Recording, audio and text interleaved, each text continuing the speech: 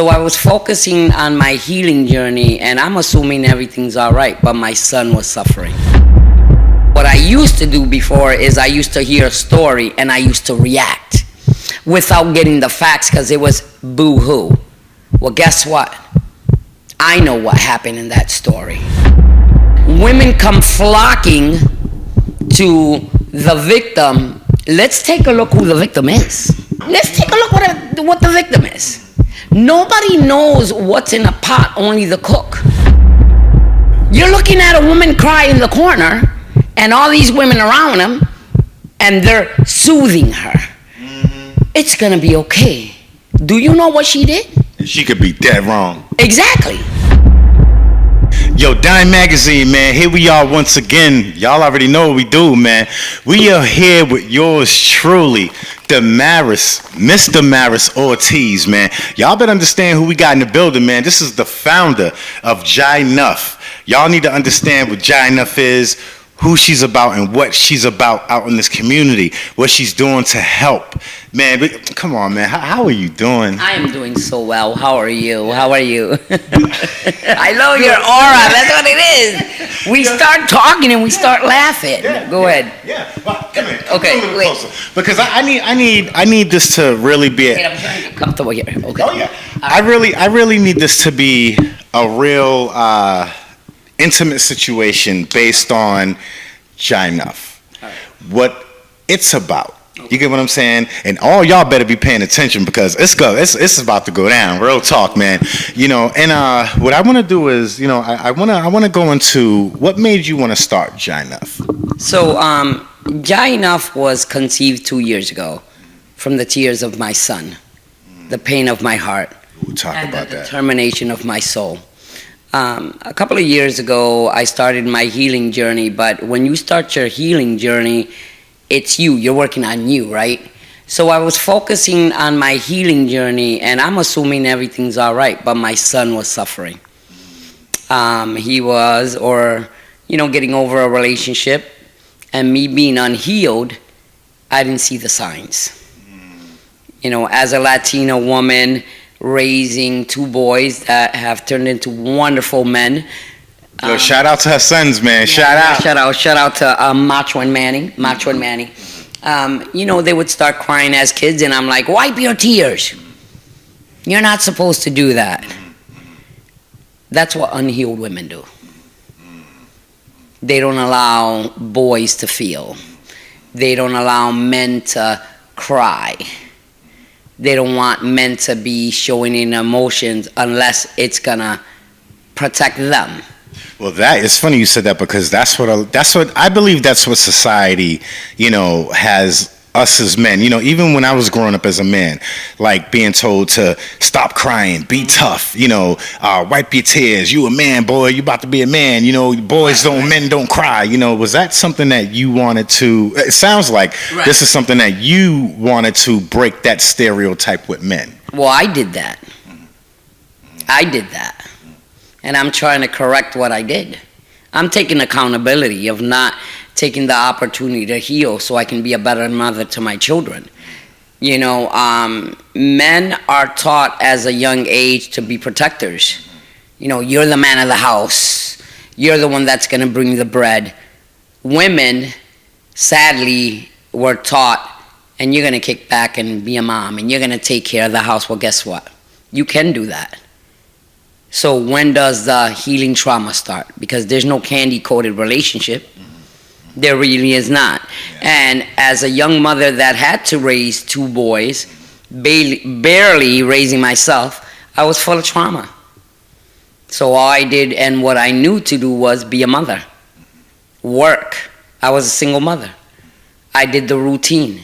But as I was doing the routine, I did not take a real good look of what was going on in my home because I wasn't healed.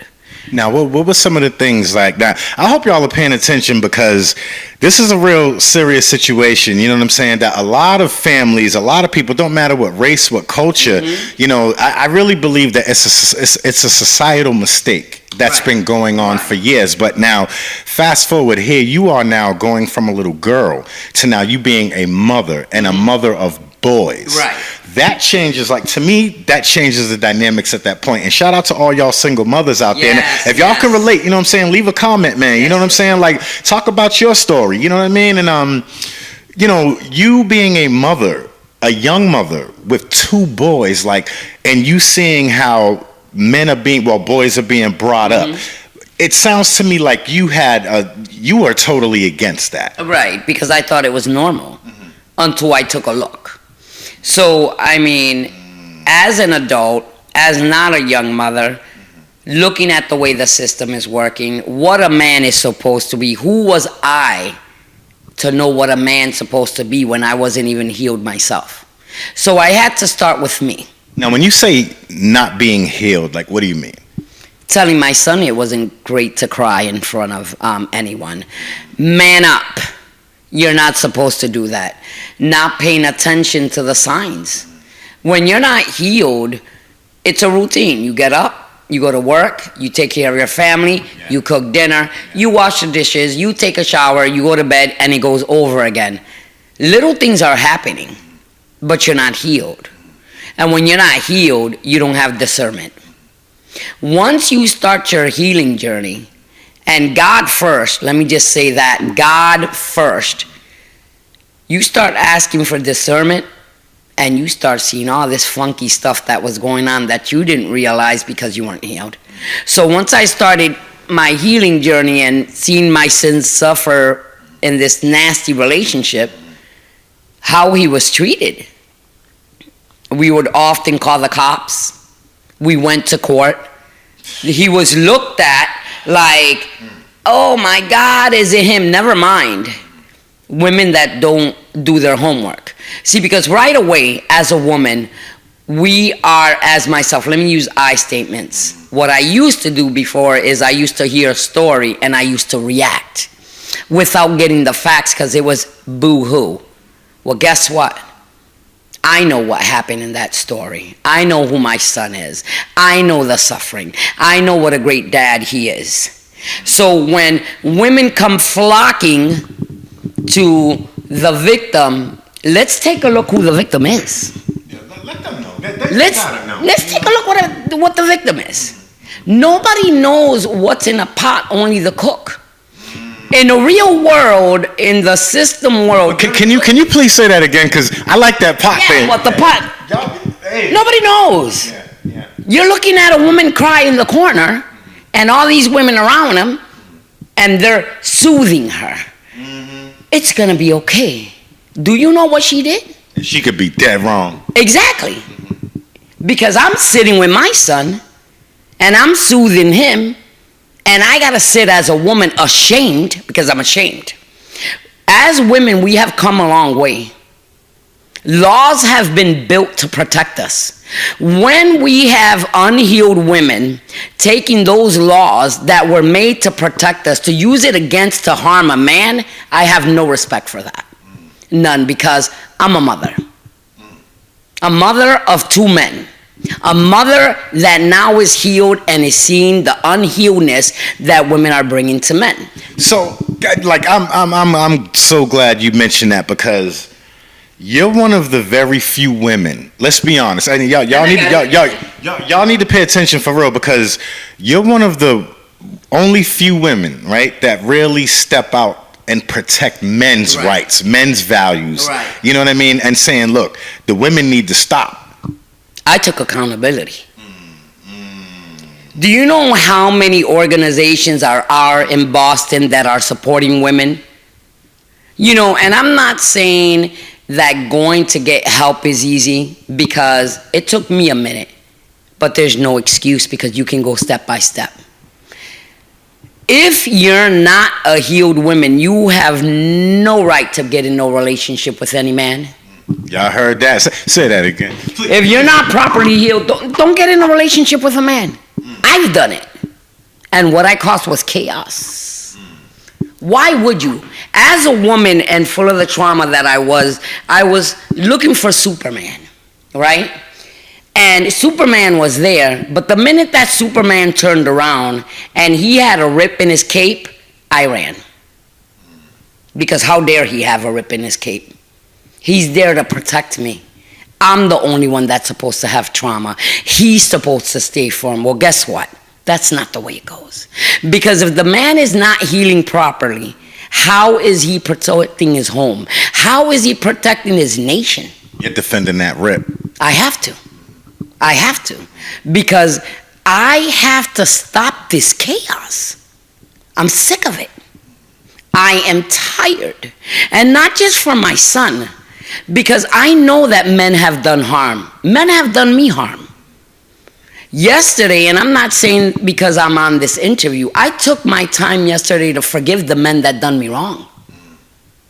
And that was a big step for me. Well, I just want to say I'm sorry. No, sorry. No.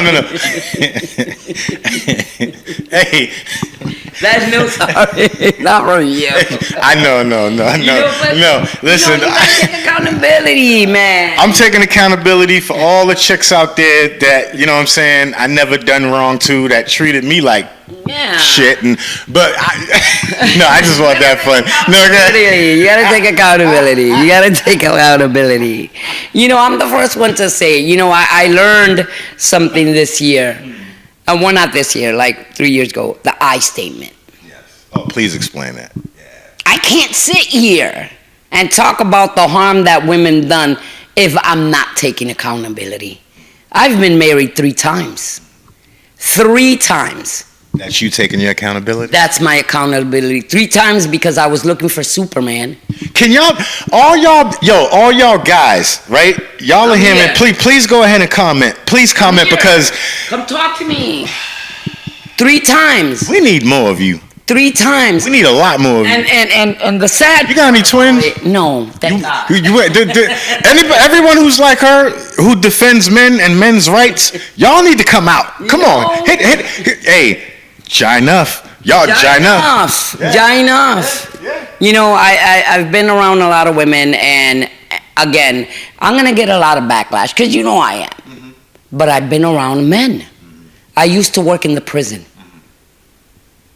Mm-hmm. Talk about that. Yeah, talk about it. I was a recovery therapist assistant. I worked in a prison where the men would come get recovery because they were in gang violence or suicidal, and they would come in a banana boat. That's what they would call it, a banana suit. I'm sorry, not a suit made out of Velcro, because they were so hurt that they hurt somebody or somebody hurt them. And when I took this position, man's prison, a lot of people talked a lot of shit. Well, aren't you scared? And I went for it. I remember the first time that I had to receive a man that just came in from Shirley. I need the people to see you a little more. There you go. Yeah, there you go. Mm-hmm. The first time I received a man from Shirley. You talk about Shirley Mass. Okay, so for all y'all who don't know what Shirley Mass is, for all people who are not from Massachusetts, our readers and viewers, that's a state penitentiary, right? That's in Massachusetts, Shirley Mass. Yeah, the first time I was an eyeball. That's what they call a 1-to-1. And I remember coming in and they were like, it's your turn. So what's an eyeball? You got to watch. And when I say watch, I mean you can't even blink without me seeing you, because I don't know what you came with. You can hurt me. You can hurt yourself. And I was the eyeball.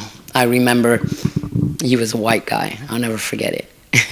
He said, you ain't gonna receive me. What are you gonna do? And I said, sir, and I called him sir because I respected him. It's either I receive you or he receives you. Now, who's he? The CEO. The CEO. Correction officer. Now these men are naked with a suit on that's made out of Velcro. And I looked at him and I said, brother, let's get this done, so we can proceed, so we can start your healing. Now, was he wasn't an inmate? He was an inmate. He just came from Shirley. I worked in OCC. I was his eyeball. You could see the passion in your eyes when you like, you could tell when somebody's talking their experience versus them actually reliving their experience. What goes on there, you know? An eyeball is he's in the toilet and I'm right next to him. And then that's when I knew. And unless you're in a position to see a man hurt, unless you bear men and see your children hurt, your men, you're not going to know how it feels. I've cried with these men. I had to suck up those tears because if I would have cried with them, they would have took me out of their beat, out of their eyeball, and they were important to me. When I tell you that I felt safer among lifers, sitting next to them and not across, we're like me and you, hearing their pain, than being around women, I'll go do that 1,000 times and back. Because that man went through trauma. Men. We keep talking about men protecting us and what they supposed to do for us or what they're supposed to buy for us. But we forget that that man was a little boy one day. And that man or those men have gone through trauma like women have. The difference is that we get coddled and loved on. Y'all get shit on. Man, I'm trying to tell you that I ain't gonna shit on you. I'm gonna help you. I'm gonna guide you. I'm gonna hold your hand. I'm gonna listen to your story. And I'm gonna be in the forefront making sure you're okay. Because at the end of the day, if there's not a woman in back of a man, then how are we supposed to live together as unity? So I'm here. Jai enough. Jai enough, baby. This is it right here. Yeah. Okay. Listen, I will say this, guys. You just being who you are, I could tell you're not doing it just to be doing it. No. Jai Enough is more than just a brand. No. Jai Enough is your passion. It's your love. And to see your passion, and all our readers and viewers, all of our viewers seeing your passion, you know what I mean? It says a lot, especially coming from a woman who really cares about men. You know what I mean? And that means a lot, and again, all y'all comment, man, you know what I'm saying? Like this is a wonderful time to comment and converse with each other, man, because us men, we do need help. Right. You know what I mean? I don't care if, you got no money, you're a millionaire, you're a billionaire, you're white, you're black, you're Spanish, right. You're Asian. It doesn't matter. We all as men need help. And like going back to you being a woman and you're helping to end that stigma. Kudos to you, man. Thank you. I got a new project coming out, and this is gonna be my baby. I'm gonna work with the vets, man. Yeah. Talk about it. Talk about it. Let me tell you something. I had this vision a couple of years ago, and I see how men hurt. And now, just the way this world is going, and what's been going on 5 years ago till now, I said, those men are protecting us. Who's protecting them? Who's going to listen to them when they fire an arm or they see their best friend getting killed next to them? Not the government. No. The government don't give two shits about it. Who's going to hold those men? My father, God bless his soul, he was a vet, Navy vet. I'm so sorry. Yeah. Who's going to hold them? Yeah. Because they are programmed to kill and protect. So when they're alone in the room, who's going to talk to them? Who's going to listen to their story? Who's going to help them with their potential PTSDs or post-war dilemmas, dramas, traumas? So I can see that a lot of them have PTSD dissociation. So what Jai Enough does, I'm a published author, and I will be writing curriculums according to the individual. Because not everybody has the same fit. I can't sell you a pair of sneakers that are size 2 when you're a size 9.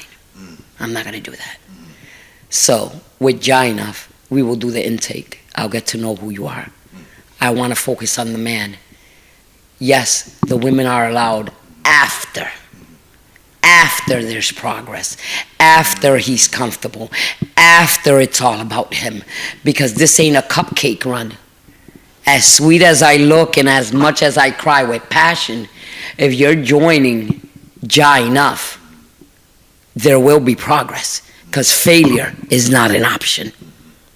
If I'm sticking out my neck and getting the backlash that I know I'm going to get from women, failure is not an option. I'm going to ride with you, and then we're going to do this together. You want to talk about it? We're going to do this together. Now, I'm not going to stop. Now, can I ask you? Okay. Can I ask you a question? Like, where, like, you have a unique look. Like, where you from? Well, like, where was you guys born? So, I was born. Oh, we got a special guest in the house too, y'all. Oh yeah, okay, go ahead. I was born in Rochester, New York, Okay. and raised in Chicago, Illinois, and then dumped in Milford, Mass. Dumped. I was born and raised in chaos. We ran. We ran. I need the people to see you. Yeah, there you go. And then we landed in Milford, Mass. So, now Milford, y'all, is a town or city or whatever in Massachusetts. little town. So just imagine, coming from Chicago, even my voice, my accent, I didn't know what rock and roll was. I was like, what's that? What is going on right now? I was the lightest one in the block. I grew up with black people. I grew up with hip-hop. I was dumped in Milford to Bon Jovi and Aerosmith. Love those guys now, don't get me wrong, big fan. But I said, what is this? It was different. It was like night and day. I was different. I was from the hood to a little small town. Well, they were different too, because I'm guessing they never seen nothing like not you. at all. Not at all. Not at all. Not at all. You know, Not at all. They didn't see me coming. Okay. You know, all I can say, y'all, is you know, when I think of Jainuf, Okay. I think of you. I think of your experiences. I think of the story that you share, right? I think of the future of Jainuf. Yes. I think of where this company is going. I don't even want to call it a company because we know what companies are. I want to say this influence. I can almost see where this influence is going. And it's going straight to the top, meaning top of people's hearts. God. It's going to the top. Say that part again. God sent. Say it again. I would not sit Say it here again. as confident as I am if God didn't send me. I can't sit here as confident as I am as a woman. I mean, let's talk about it. Let's talk Look about at it. me. I'm a woman. Long hair, makeup. What does she know about men? A lot. Because God is sending me. I wouldn't be this faithful. If I didn't think right now that this wasn't from God, I would stop this altogether. Not one hair in my body is scared. Not one hair. Because I know God is into this. God is in here. I'm not scared. This is what God promised me. He prepared me for this. Why would I not think that this is gonna be nationwide? Even global. Global. Because at the end of the day, if we're not building foundation in our men, who's gonna be in that forefront? Us? All the women, all the how do you I'm gonna call it, because say what you want to say. ahead. All y'all hating ass women who's trying to wear the pants, who's trying to control the men, who's trying to demasculate men because y'all want to rule the relationship. Y'all want to have us buy y'all everything and sit back and collect while y'all tell us what. Fuck out of here. Anyway, just keep going, mama. I don't like that. Leave your comments though. I despise that. Yeah. That anybody that knows me will tell you right off the rip. And a lot has to do with my trauma, right? Of course. As a child, the men that did me wrong used to throw money at me. And I'll work 100 hours a week before I beg anybody for money. So I don't respect women like that. I really don't. See, I like how you said that because I like how you said that because you didn't try to bash the man. You did not say I will never depend on a man. No. Look how you said I will never depend on no one. No. So you see the difference. Y'all understand that? All y'all need to understand what's going on. Seriously, pick up what she's putting down, man. She didn't say or male bash any men whatsoever. She said anyone. A lot of y'all chicks, man, kudos to y'all who think like this and do like this and do like her. But all y'all out there, y'all money grabbing, cheese hungry. And it's happening every day. Yeah. Because when I see this, what are you teaching our future? What are you teaching our little girls? Disrespect. You're going to get pretty because you're going to get trinkets? Or are you going to teach her that getting a career and being a go-getter is going to get you ahead? Because that's what I teach in my house. I don't have time for somebody that wants something that's not going to work for that. We are not made to get dressed up pretty to be bought, sold, and made into trinkets. If we don't start this foundation now, all the crap that's about to happen, those little trinkets, those diamonds, those wigs, that makeup is going to stay behind. I'd rather stay 10 toes firm down with the men that I'm protecting than not being united and be plastic and superficial. You know how I know you're real? I know I'm real. But you know how I know you're real? How do you know? Because when you go home to get ready to go to bed at night, you don't have to take your wig off. Nope, it's all mine. Yeah, now let's see how many of y'all chicks can do the same. Matter of fact, all y'all dudes out there, tell your girl when y'all getting ready to go to bed, don't even tell her. For all these chicks that say they're real, right? Just watch when they get ready to go to bed. I don't care if you met them for the night, you're with them for the night, you're dating them for the night, you're at a hotel with them for the night, whatever the case, right? You call them your girlfriend. They claiming they real, right? Before they go to bed, don't even say nothing. Just watch them, just see if they take their hair off before they go to bed, and that'll explain everything. And that's, if you look at that, that's a metaphor. It is a metaphor, because I know fake chicks with real hair too, though. Can you take your hair down and be you?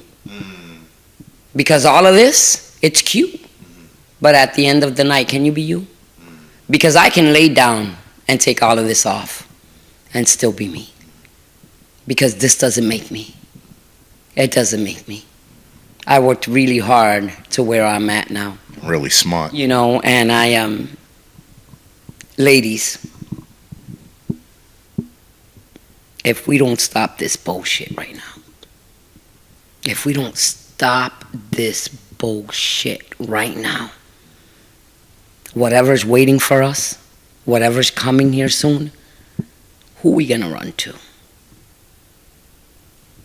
If we're not building the proper foundation on love and respect, integrity, and family values, then what are we doing? Playing house. I'm done. And that's the problem. Women don't want to get married, but they want the house. Women don't want to work, but they want the bread. Women want that perfect husband, but they're not even 1 inch worth to be called a queen. I got to look out for mine. I'll be damned if an unhealed woman attaches herself to my other son and my grandchildren. So I got to build awareness and let them know that every damsel in the distress is not the one you save. So do you believe there's a lot of hurt women wrongfully and poisoning their kids by teaching them? Absolutely. Absolutely. Absolutely. Because this is what really happens. And I look around, not really happens, because I've seen several women do this. So you don't get that money you wanted. So now, daddy's a bitch-ass nigga. Is there a code for that? Like, is there a woman's code for what you just said just now? Like women moving like that? Like you just said, you know, bitch-ass niggas, they looking at, mothers looking at us like we crazy, but the men only know a little bit. We only know a little bit, but there's women code with that? That's a foolish code is what I call it. Right, I think there is a code. That's a foolish code. Because any woman that's going to degrade a man and then think that she's going to sleep with that man and he's going to get something, so you just chop down that man that you so-called love, made him into nothing, and then you have the nerve to call him nothing. So what are we doing? What are we doing? He's something when you need something. He's all right when he's buying you something. But the moment that man says no, then what? Then what's the marriage built on? Trinkets? If there is a marriage. Material things? A man should have the right to feel low and not be judged. A man should have the right to cry and not to be judged. A man has the right to be loved just like a woman needs to be loved and still be a man. That's the problem. Not being felt less than. We gotta stop this. And if it doesn't stop here, somebody's gonna listen to me. Somebody's gonna grab this knowledge. Watch your boys. Teach your boys about red flags. Listen, and mother. Name some red flags. That meant that men should look out for. Young soon-to-be men should look out for. Let's say you're going on a date, and she ain't accepting that Dunkin' Donuts is good enough to have some coffee so you can get up to know each other. But she is dying to go to the French restaurant instead, but she won't sit with you to have coffee. Run. I'll throw that coffee and her out the car. Run. Run. That's what I got to say to that. I don't got a problem walking around the block with a flower and a damn juice in my hand if you're going to be a man. If that's what you're expecting, that's what you're going to get. Exactly. And that's what's going on. And not with my boys. Not with my grandchildren. Especially. Be that. We have to, and again, I'm going to get a lot of backlash, but I wouldn't be sitting here right now, and I'm not going to say that I did what I've been seeing. When I was unhealed, I had no right to be in any relationship, no right to belittle a man, no right to expect a man to love me if I didn't love myself. Speak your truth. Why would somebody love you if you don't love yourself? And that's what I did. So now I'm healed. And you know, the healing journey continues, and I got to look out. Because again, if you see these organizations that are men supporting men, you barely see a woman there. Oh, that's so true. It's true. Yes. And then if you see a woman there, she's being judged. Oh, you're with the man. Well, guess what? You can't push me that hard. Because I've seen what I did. And I keep seeing what y'all doing. Not around my man.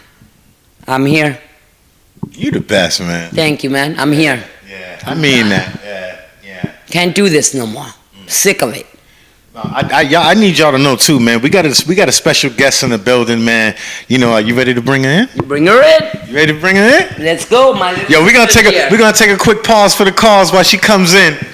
Okay, told y'all, man, we got a very special guest in the building. This is what it is right here, man. You know, you want to do the honors. You want to go ahead and introduce your beautiful sister, this beautiful woman right here. My biggest supporter, right? It's my little sister, Sarai Ortiz. She's from Michigan, Cedar Spring, and no matter what I threw at her, she supported me with this, man. I cried, I stomped, I wanted to give up. And she just kept going. She was like, sis, God first, everything will fall in place.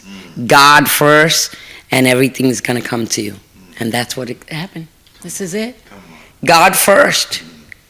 And as much of a pain in the freaking ass that she is, because she knows it. I call her my personal pain in the ass. Not just a pain in the ass, she's my personal. She never gave up on me. See, that's a blessing. That is a blessing. Like, is it like, if now I wanna get personal with you, okay? Now, you being a part of, you know, you definitely being a part of Enough, right? Like, where do you see Enough going, especially with your support? I think God's going to use it for His glory. I think God's going to touch so many people through us as vessels, because we are vessels, because we can't do anything. God does it. Can you... I hope y'all heard what she just said. Seriously, because it wasn't about her. It wasn't about her sister. Nope. It wasn't about Enough. It was about God, man. It was. Can you please keep going? Oh, you touched my heart. It's because Enough is God. This is all about Him. Yes. And making a difference in the world and helping people heal from different things. Like, like me, like breast cancer. God healed me from that. Stage 2 breast cancer. See how God works. Amen. You're a blessing. Amen. Thank you. Y'all need to understand something, man, because she gonna make me start crying, and I don't want to do that because I lost a lot of people, quite a few people from cancer, and my thing is when we have wonderful people sitting here this strong, who counted on God, got through it because of God, and now is a part of this. And when I say this, I don't just mean Enough. I mean the whole movement, the community, keeping God centered.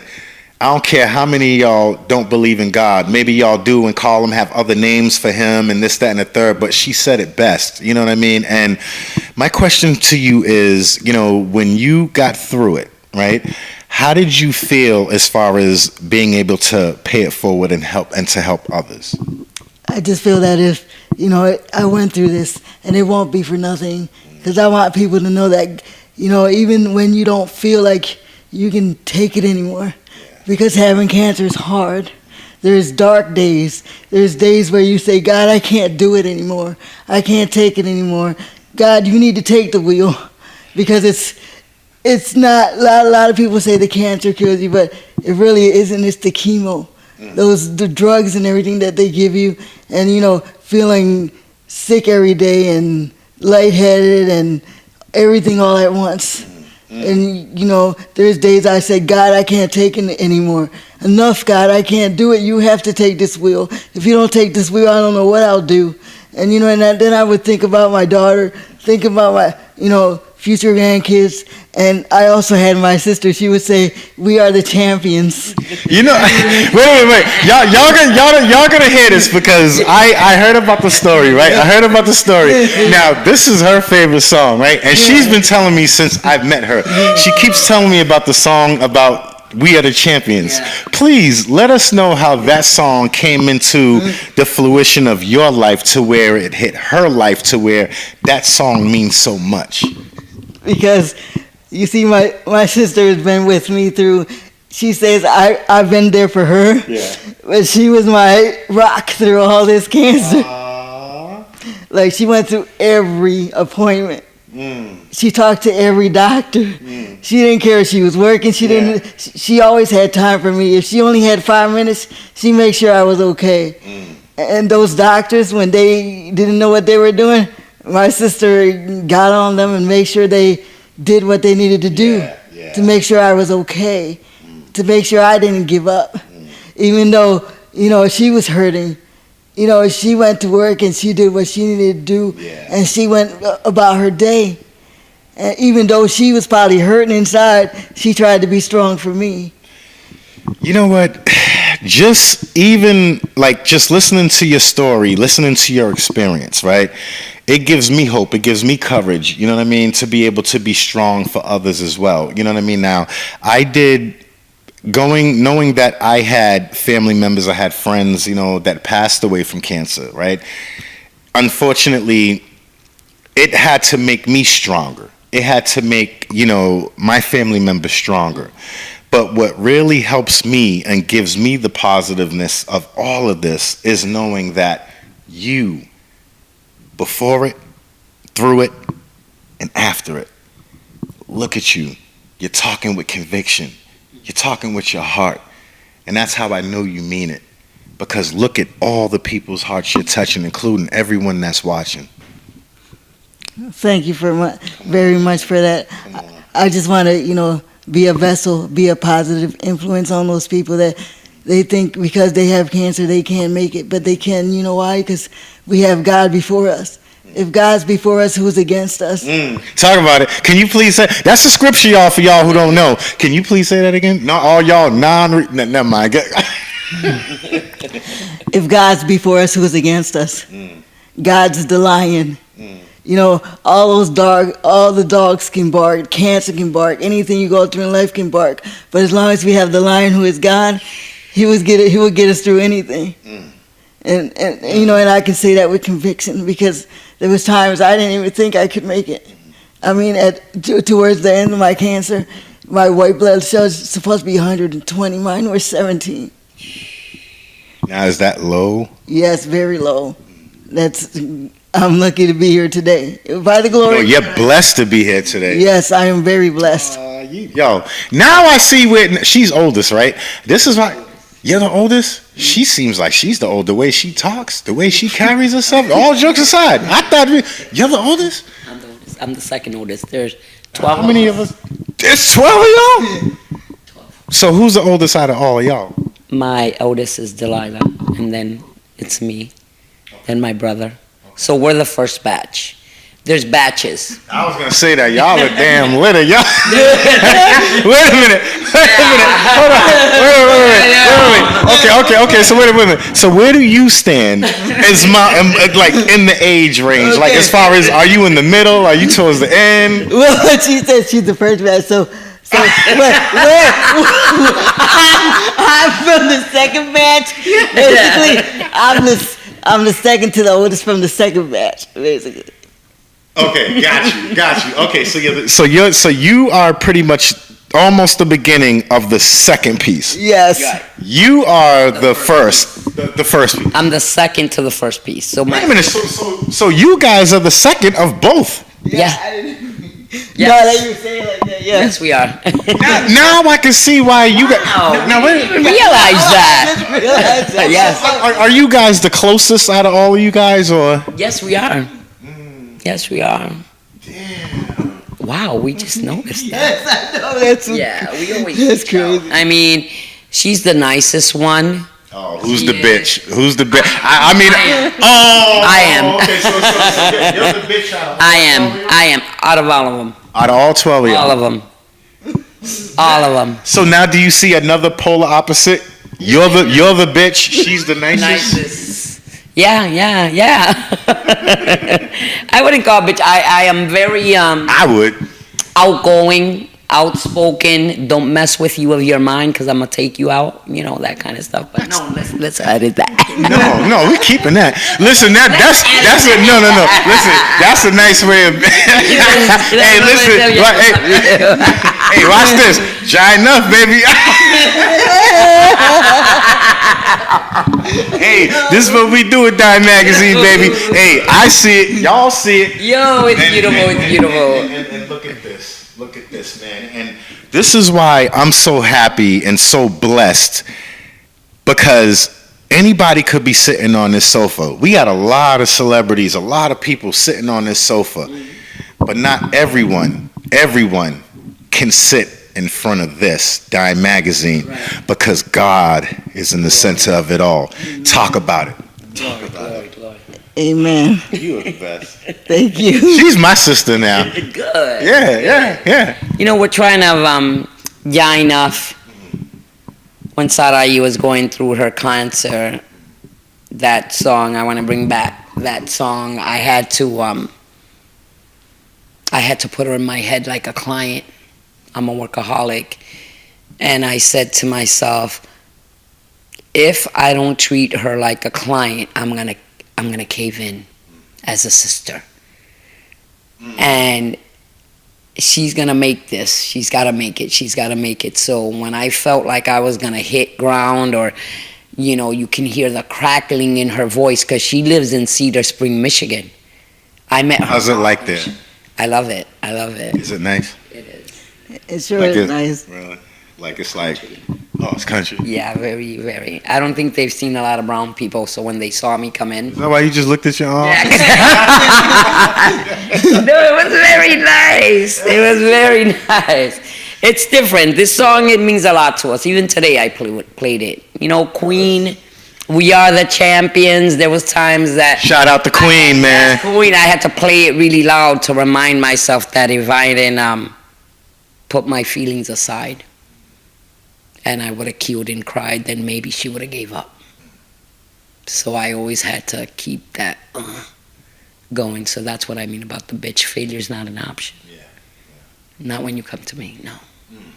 Because if I'm not pouring into you and I don't see progress, then what am I doing? Playing house. And that's not what I do. You definitely an option. Yeah. You definitely ain't playing house. That's for sure. Hey, listen, man, y'all better understand who we have here. You know, and my last question that I want to ask you guys. Well, do you have social media? Yes. Do you want to share? You want to share with everyone your social media? Yes, it's Sarai Ortiz on Facebook. Now, how do you spell that? Because that's a beautiful name. It's Sarai, and last name Ortiz, and that's how to find me on Facebook if anybody needs to, and if anybody needs any advice on cancer and how to get through it and how I got through it, they're welcome to get in touch with me. Now, you have Facebook. Do you also have Instagram? Or just Facebook? I have an Instagram, but I don't really use it much, so fuck Instagram. Yeah, Facebook, baby. That's what we talk about. And obviously, you already know. You know what I mean? Like, what's yours? Come on, you got to shout yours out. Jainoff is on TikTok. You show them that shirt. Yeah, yo, this is the shirt though. This is a cool shirt. Jainoff here. Damaris Ortiz on Facebook. You can find me. You can find me, please. Instagram is Dyme357. Look us up. TikTok. The Ortiz sisters. TikTok. Jainoff is in TikTok. That's what I'm called there. Yeah. I just wanted you to say it. You know what it is? Because you did such a great job with our interview. Yo, you're bomb. Listen, I may be okay, right? But see, all y'all need to understand something, because I'm not just a man with a camera. We ain't playing that, right? Y'all gotta understand something. When it comes to doing interviews, especially as long as I've been doing them, right? You guys all out there, you guys gotta understand the essence of what it means, right? And it has nothing to do with me with the microphone and asking questions.